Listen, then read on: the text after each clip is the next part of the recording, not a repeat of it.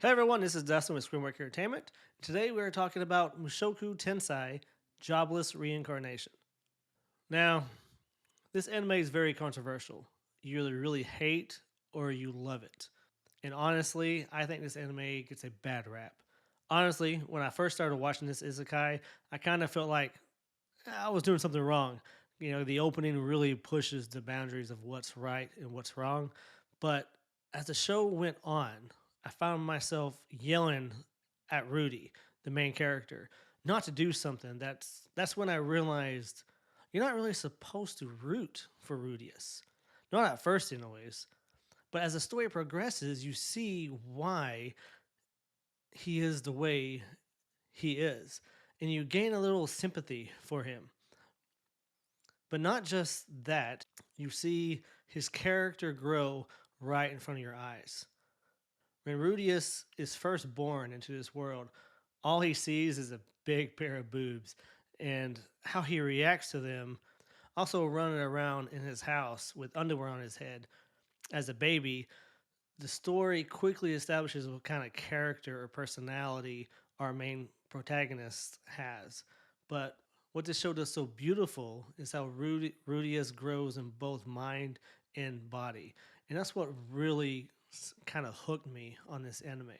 The reason I hear most for not liking this show is due to the perviness of our main character and other stuff that happens in the first couple of episodes.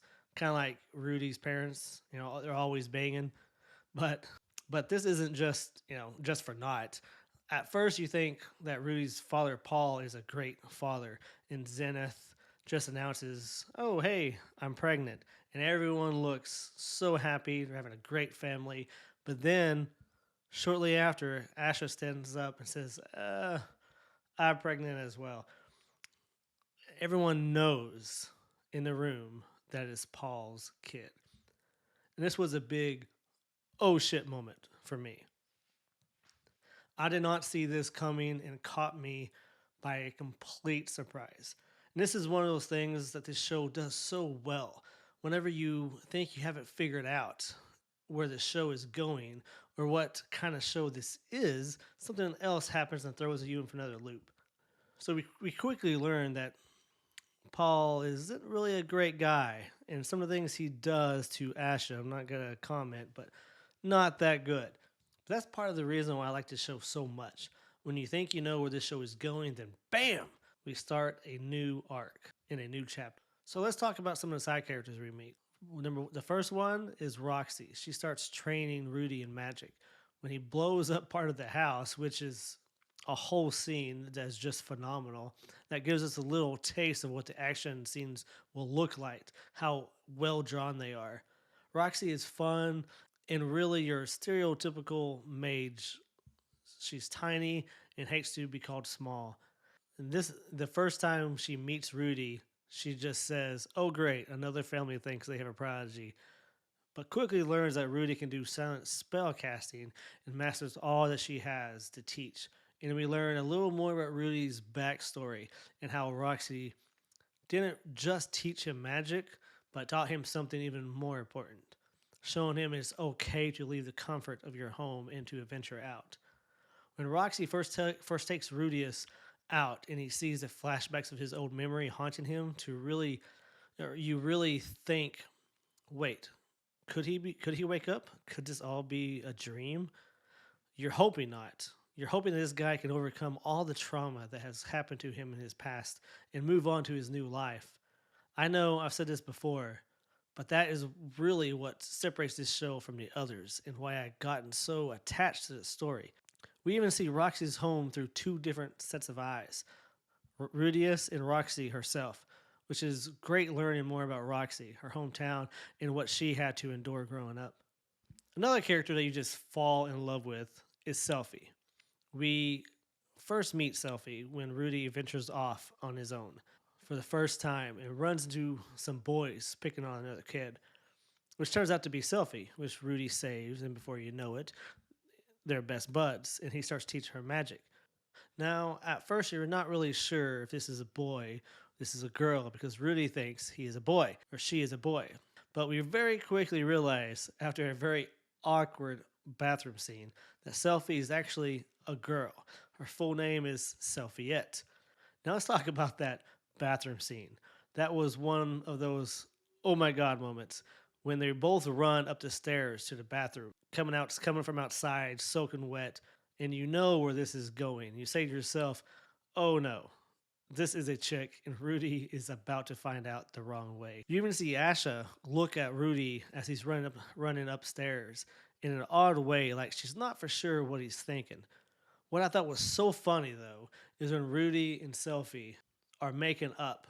Rudy's dad, Paul, gives him some girl advice, and after they make up and are celebrating, Paul looks up in the sky and says, Hang on. What in the hell did I just teach my 6-year-old son? That is one of the funniest moments I found, or I thought, in this show, in this anime, especially in the early stages.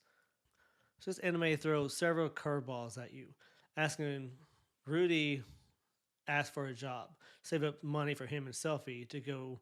I'm not sure how to pronounce this correctly, but Rona Magic Academy.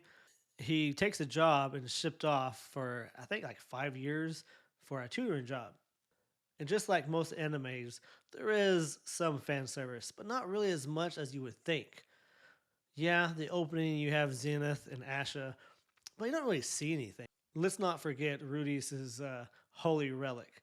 But really, the first real fan service we see or we get is with Ghislaine, if I'm saying that right. She is awesome. She's an awesome character. She is complete badass.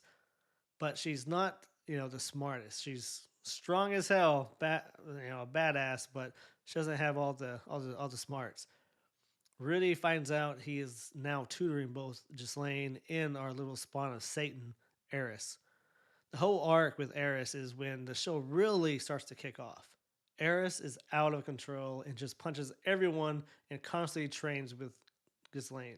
To win over Eris, Rudy devises a plan, but when that plan goes horribly wrong, Rudy has to find a way out. In doing this, shows Eris his real power, which she slowly starts to respect him.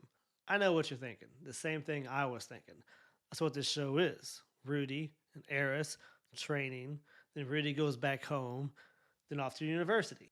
But wrong. This show keeps showing this orb in the sky. It doesn't really say much about it. You just see it. A little here and a little there. But the orb plays a major role in the story. Right after Rudy's 10th birthday, Eris and Ghislaine go out to celebrate. This is where the orb explodes, and this is where we start placement arc. And holy cow, does this come out of nowhere. During the explosion, Rudy and Eris are teleported to the demon continent, and we meet our next badass character, Ruijerd Superbia. So during most of the show, we keep hearing about these demons that their parents tell their children if they are bad, a superb will eat you when you're sleeping, kind of like the modern day boogeyman. All we know of them is they have green hair and have a jewel in their forehead. When Rudius is being transported to the demon continent, he has a dream, and this is a new character we meet called the Man God. He tells Rudius to help this individual that is with him in the demon continent, and just so turns out that he's a superb. To be honest, Ruijerd is one of my favorite characters in this whole show. And his whole goal is to protect children by any means necessary. And I do mean by any means necessary. So all three set out on a journey to make it back home. But on the way, they try to improve the Superb's name, the reputation of being not just mindless killing machines. So this arc of the story is where we spend most of our time. And we see and learn about this world and really get a feel of how much pressure and stress Rudius is under to try and get not only himself but Eris back alive. And on top of that, trying to improve Ruijerd's reputation while trying to survive the harshness of the demon continent. Of course, there are a lot of missteps on the way. I'm not going to run through them all. I want you to watch them for yourself because I don't want to ruin too much. But take my word for it, it's amazing. As this is going on, One thing you're not really for sure of is who else is affected by the displacement incident. And it turns out everyone, to all of Eris's family and all the way to Rudis's home, everyone in between has caught up in this disaster. So later in the story, a heartwarming moment. Rudis is finally reunited with his father, Paul, and his younger sister, Norrin, only to be the worst kind of reunion imaginable. I'm an emotional guy, and after Rudy is found by Eris sulking, she freaks out and just wants to kill whoever did this to him, which I thought was hilarious. But then Ruijerd steps in and suggests, how about you comfort him instead? And this is a great moment. You really see how much they depend on each other and how each character has really grown since the first time we've seen them. And Eris really has no idea how to comfort Rudy. And she's very cute, and no lie, I did tear up a little in this scene. So this story has so many twists and turns, ups and downs.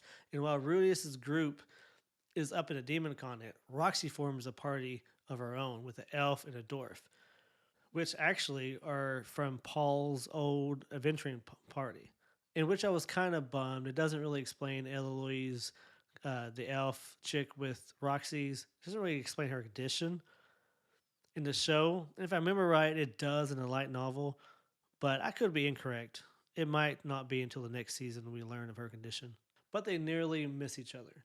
And it's one of those moments you just can't believe they were so close to finding each other.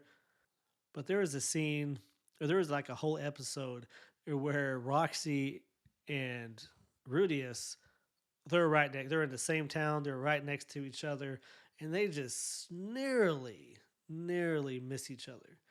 And it's one of those moments you just can't believe they're so close to finding each other, but have no idea the other is just footsteps away. Now, I'm not going to touch on every moment in this anime. I just wanted to kind of paint a picture of how great this show really is. The storytelling in this really sucks you in, and it sets itself apart from the pack. But there are three other scenes that really got to me and pulled my heartstrings once again. When Rudy and his party meet Orsted, this is one hell of a one-sided battle and a complete screw-up on Rudy's part. As they're making their way through the mountains, they come across two other individuals, a man named Orsted and a woman in a mask. Now, we don't know her name yet, but both Ruijerd and Eris are both paralyzed with fear. Only Rudius isn't affected, and he starts asking Orsted some questions. Turns out Orsted knows both Ruijerd and Eris, but doesn't know Rudius for some reason. And just when you think they are going to leave, Rudy asks one more question, which leads Orsted to ask a question of his own. And he asks him if he knows the man god. Then Rudy, being his naive self, answers, "Yep, I sure do. I know the man god." And Orsted goes apeshit, goes in for the kill. We see Orsted easily defeat Ruijerd, which, oh shit, because Ruijerd is the shit. And we have not even seen him be battle tested yet. And that fight between those two was amazing, even though it was, shortly lived. Then we see Eris gets easily defeated. And then he goes in and to kill Rudy, which the fight between him and Rudy was epic as well. At this moment, I think my eyes may have melted and my head exploded. And we see Eris holding Rudy, just crying, because she knows he's dead. But as luck has it, Orsted is asked to heal him from the girl he is traveling with. So he does. So the battle we see and how the events are unfolded just leaves you breathless. This is probably one of the best moments of the show, hands down. So let's get into the second scene that really got to me. And that's when Ruijerd completes his goal of getting both Eris and Rudy back to home in one piece. I don't know if I'd say safely, but he decides he has completed his goal and is ready to leave. And watch him walk away for both Eris and Rudy is very emotional. You feel as if another party member is dead or gone. The group is breaking up. Honestly, I wouldn't have cared if all three just traveled around the world together, getting stronger and just doing their own adventure thing, because that's how good the three's chemistry is. And watching him leave and walk away was a very Very heartwarming moment. Now let's get into the third and final scene. This is at the very end. So if you don't want me spoiling the ending for you, then check out now. So earlier, before the displacement incident, Eris makes Rudy a promise. He can have her in 5 years. But a lot has happened in the years that has passed. And when they make it back to her home, her whole family is dead. But they do meet back up with Ghislaine, which was awesome. But Eris has to make a decision: marry some guy to keep her family legacy going, or go off and do her own thing. She decides to do the latter. But she learned one thing from the confrontation with Orsted: that she cannot keep Rudy safe. And if they run into him again, she will lose. So on their last night, her and Rudy sleep together. And the way they do this scene is just brilliant. As they're making love, we see a wine glass. It's falling and it's falling. It's bouncing around and falling. It just focuses on the wine glass the whole scene. And it's just so brilliant. I can't compliment it enough. But that's where it takes a turn. Eris decides to leave and get stronger, but doesn't tell Rudy this and doesn't tell him where she is going, but does leave a little note saying that she's leaving. Rudy doesn't understand why she left. He thinks it's because of him. In his eyes, she just ripped out his heart. And we spend it feels like the next 2 episodes of Rudy just kind of moping around, crying, doing nothing. It's very sad. And yes, I did cry at this moment. And yes, I am a crybaby, I know. So the reason why I like this ending so much and found it to be so heartwarming is due to watching these characters grow right in front of your eyes. Seeing their relationships strengthen and turn into more than just friends. So when you see them part with each other, it's really, really pulls at your heart. Or at least it did for me. And that's where the show ends. We don't really know what is going on. All we see is Rudy heading out. It looks like he's going to try and find his mother and move on from Eris. But we do get a little end credit scene. We see Sylphie at the college or university with others. She's talking about Rudius. And that's where you're like, oh snap, that was Sylphie. Where's she been this whole damn time? And that's something that second season is going to cover, or at least I really hope it covers. I have read up to 14 volumes of this light novel, but don't worry, I'm not going to spoil or ruin anything for the second season. But there's a couple things I like to touch on. The novels do follow the anime pretty closely, or the anime follows the novels very closely. From what I can remember, just a couple small changes. I was a little disappointed that we did not get the backstories on the two girls that's traveling with Paul when he first meets back up with Rudy. We don't know why the main chick that he's with is dressed the way she is, and their backstories are really messed up. So I guess that's kind of why they left that out. So I kind of understand that. But there is one character we don't get to see once Rudy leaves to tutor Eris, and that's Sylphie. We only see her again at the very end of the show. So I'm really interested in how they are going to do her story in the second season, since we've already learned that she's at the college at the end of the first season, which isn't really accurate to the novels.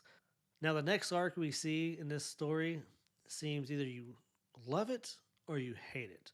But personally, I loved it. And let me tell you, you better have some tissues handy, because if you don't shed a tear in this next arc, there's a good chance you're a psychopath. I'm just kidding, but I'm really not. I've been really wanting to do this video for some time because I love this anime so much. And with season 2 coming right around the corner, I thought, why the hell not? And I cannot wait for the second season. Let me know in the comments how you felt about this show. And does it really deserve the criticism that it gets? Anyways, that's all I got to say about this anime. I really enjoyed it, and I hope you enjoyed it as well. All right? I appreciate you listening or watching. Have a good day. Peace out.